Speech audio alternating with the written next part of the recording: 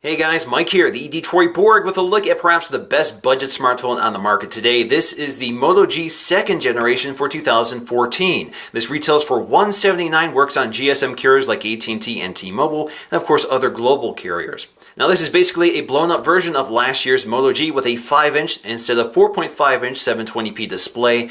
We also have an 8 megapixel instead of 5 megapixel rear facing camera, still only good for 720p HD video, and we have a 2 megapixel instead of 1.3 megapixel front facing camera. We also have dual stereo speakers. These are true stereo speakers with left hand and right hand channels, which is nice, and of course they're front facing, just like those on the Moto E and the Moto X. Now internally this phone is basically carried over from the original Moto G with a quad-core 1.2 GHz Cortex A7 Snapdragon 400 with an Adreno 305 and 1 gig of RAM. We also have 8 gigs of storage with expandable storage thanks to a micro SD card slot.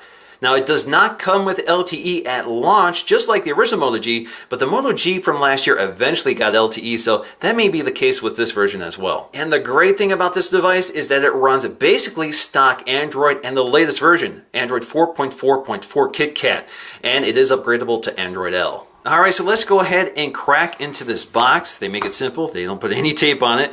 So there is the phone sitting right on top. You can see this is the white version with a white front and white back. And of course you can customize this with one of Motorola's accessories. Now if we look inside our contents, we should see a wall adapter, which is a fixed wall adapter with a fixed micro USB charging cable, and it's white to match the white phone. I'm not sure if the black version gets a black cable, but it's possible. And then we have our paperwork. Pretty basic here, Moto G in several languages here, so we have a quick start guide. So if we expand this here, you can see exactly what's in here. But of course, we're going to go through some of this in this video. And then we have our standard regulatory safety information. So unfortunately, that's it. Of course, it's a budget phone, so you're going to have to supply your own headphones, which you're probably better off doing. All right, so let's get to our fairly large budget phone here with a piece of plastic covering the glass. This is Corning Gorilla Glass 3. Peels right off.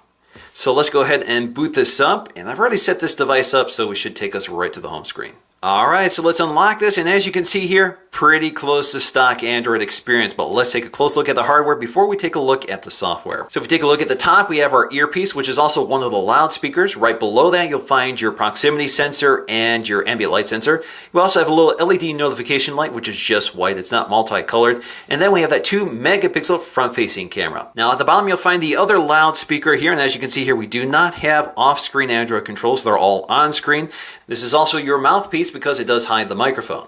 Now on the right side, you'll find your power on and off button as well as your volume rocker. Now center mounted toward the top, you'll find your headphone jack along with a microphone. Now as you can see here, it does have that typical Motorola curve, which you'll find on every Motorola handset design. And of course, the curve extends to the bottom with the micro USB charging port, which also supports USB OTG. Now on the back, you'll find a pretty basic 8 megapixel rear-facing camera, good for 720p HD video without stabilization. Of course, it does have autofocusing and an LED flash. Right below that, again, you'll find the little Motorola dimple, which again is a characteristic of all Motorola handsets. Now the back panel is removable. You just use the micro USB port as your leverage point for popping it off. So if you look on the inside, pretty basic stuff. There's no waterproofing, no NFC, no wireless charging or anything like that. You can see your capacity right there in the center, 8 gigabyte. Now up top, you'll find the micro SIM tray. And if you get the dual SIM model, the other SIM would be on this side. And up here, you'll find your micro SD card slot. Now let's take a quick look at some vital statistics. So for example, if we go to storage here, you can see how much space is left over to the user. So you can see total space, 551 gigs, and only 4.33 gigs are available to the user. So once you start taking photos and video, you'll fill that up pretty quickly. Alright, so let's take a look at the software experience going on here. Again, this is pretty close to stock Android, so there's not a lot of software tweaks, unlike the Moto X, which I'll explore when I review that phone. But of course, on the lock screen, pretty standard stuff. You can swipe up or swipe to the left to unlock the phone and open the camera app right away. And then if we go to the lock screen, you can also quickly access Google now by swiping up from the bottom. Okay, Google, what's the weather like tomorrow in Detroit? Tomorrow's forecast for Detroit is 68 degrees with fog. And the voice sounds excellent here with those front-facing stereo speakers, so they're not too loud, but they're pretty clear. Now the home screen is pretty basic here. You can tap and hold on here to modify it so you can add additional widgets. You can also change the wallpaper here. Again, if we go back here, so you can set the wallpaper for either the lock screen or home screen. Now the app drawer is stocked with the standard array of Google apps, from the calendar to the downloads app to the clock app and to the gallery app. But of course, we also have some Motorola apps, including Motorola Alert, Assist, a help app, as well as Motorola Migrate, which allows you to migrate from one phone to the other. So we can either select an Android phone, iPhone, or other old phone type, probably a feature phone or something like that. You can also see we have an FM radio here, so we have an FM tuner. All you have to do is connect a set of headphones and tune to the station you want, and of course you can set some of your favorite stations. Now the Motorola Alert app does a few things here. So you can select certain contacts to be your emergency contacts. So when you activate this mode, it'll send a notification to them letting you know that you're in danger or you need to be reached or something is going on that you need their attention. You can also have the phone automatically contact your local authorities, or you can just use this alarm feature, which will sound an alarm and send a notification to your authorized contacts.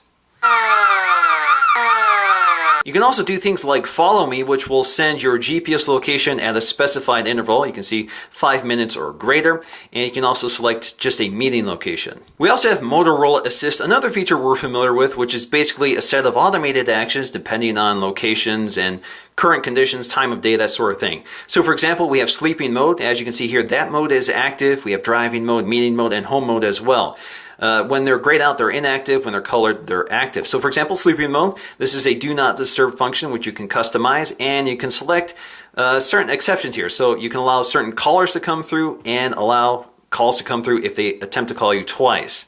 We also have driving mode. So this uses your geolocation. So when you start moving around, it will automatically read text messages and tell you who's calling, or play back music. So if you want to play back music in your car, you may want to select Bluetooth music, and it will launch the corresponding app.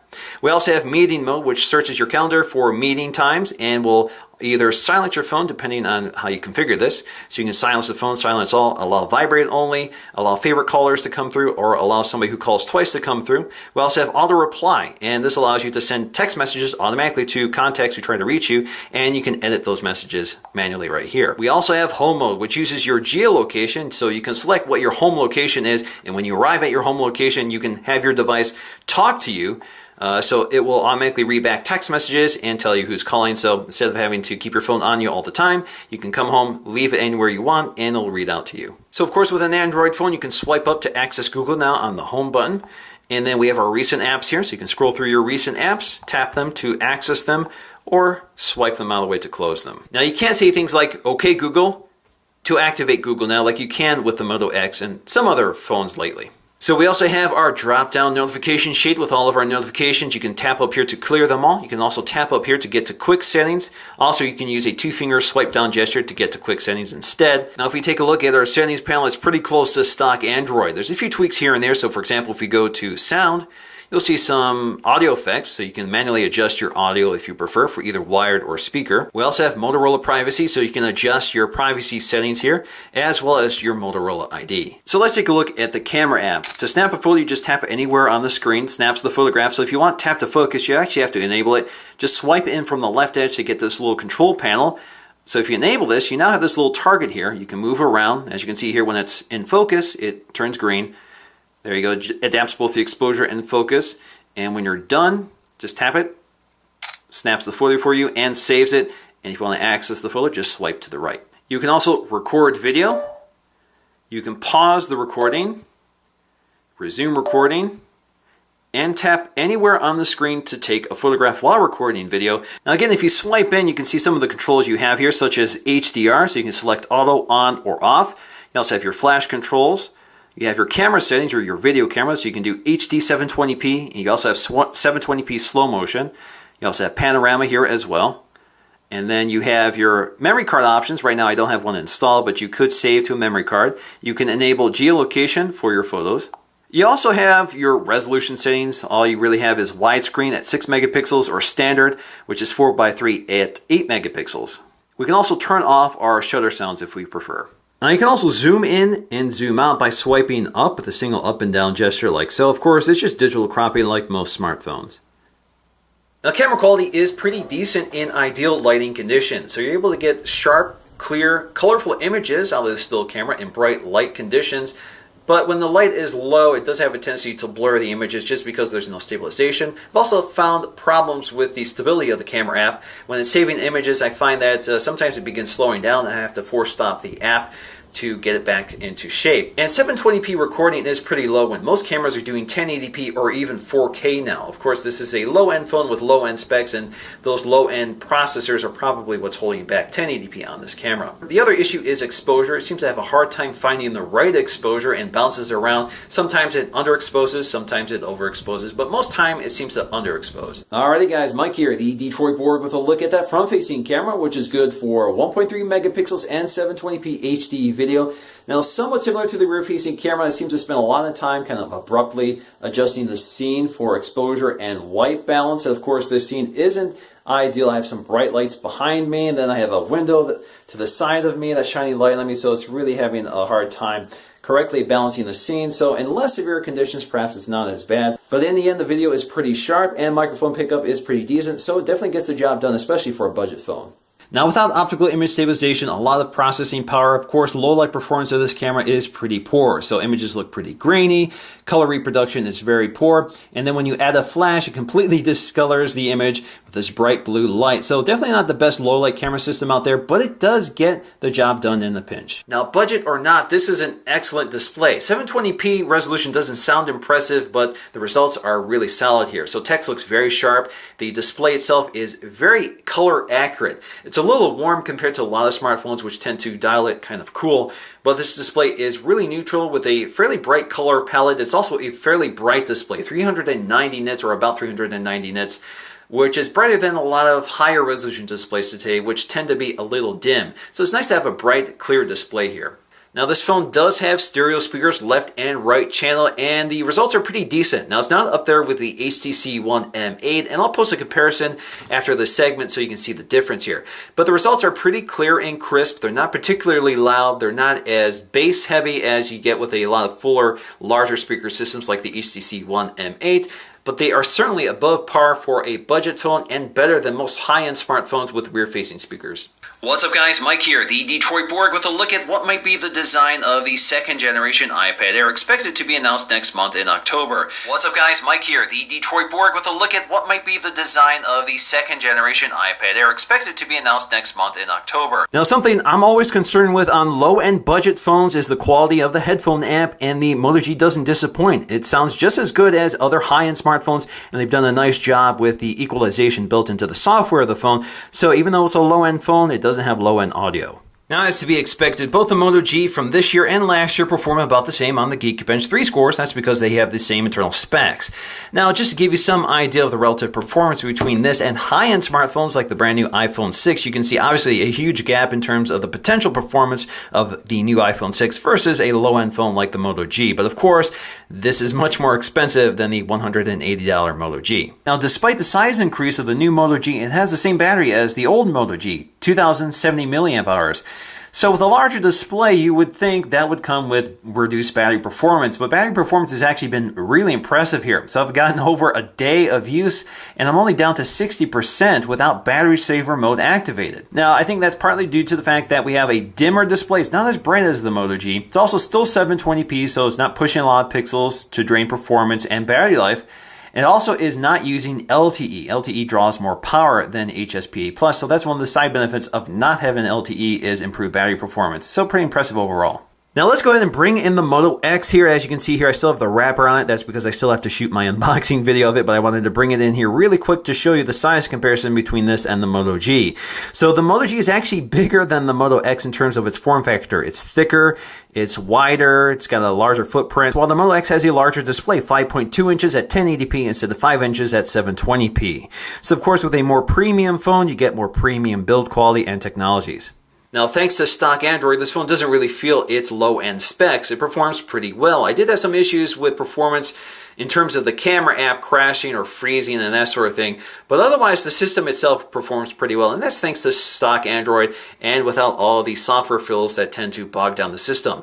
Now, of course, with 1 gig of RAM, you will start seeing slowdowns as you run more apps. Now, the Moto G will work on AT&T and T-Mobile with HSPA Plus networks, and performance is pretty decent. Of course, you would get much better if you had LTE, but for me, I'm able to get about 3 megs down and maybe half a meg up, which is good enough for browsing the web, sending emails, reading text messages, and even downloading movies, but of course, it just does it a little more slowly. Now, the Moto G does exhibit some obvious light bleeding, especially when you're looking at your phone in the dark. So, for example, you'll see light bleeding along the edges of the glass, not along the display, but along the edges of the glass and the casing. So you'll see it along the edge of the casing, along the back of the casing, which is kind of harder to film. I also did run into a stuck pixel, one single stuck pixel on the display, which isn't terribly common, especially on a brand new phone. They tend to develop over time, so that's something to keep in mind. I did run into a lot of stuck pixels on the Moto E.